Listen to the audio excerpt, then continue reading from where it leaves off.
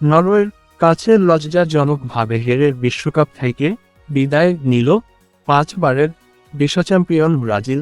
তা নিয়ে বিস্তারিত থাকছে প্রতিবেদনায়।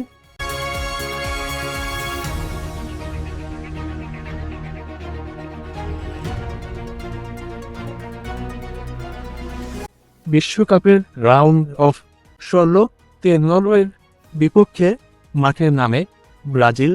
ম্যাচের শুরুতেই মাউতে উস্কুনিয়াকে দুর্দান্ত এক ফাউল করে সেখানে থেকে পেনাল্টি পায় ব্রাজিল, কিন্তু সেই পেনাল্টি থেকে গোল করতে ব্যর্থ হয় ব্রাজিল। পেনাল্টি শটটি নেয় ব্রুনো গিমারায়েস। পেনাল্টি মিস করার ফলে অনেকটা পিছিয়ে যায় ব্রাজিল।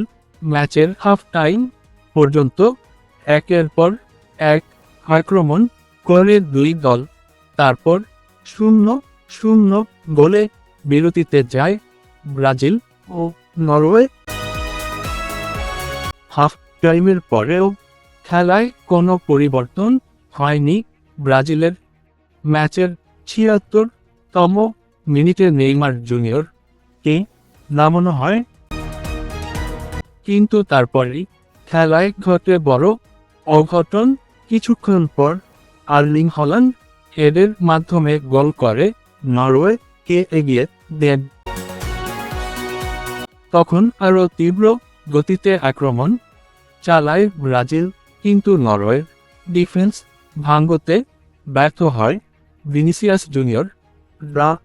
তার কিছুক্ষণ পর ঘটে আবারও ব্রাজিলের কপালে অঘটন।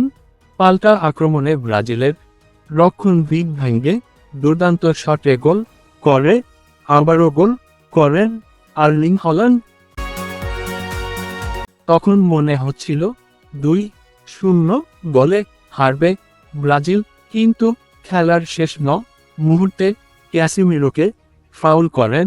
তখন আবারও পেনাল্টি ব্রাজিল।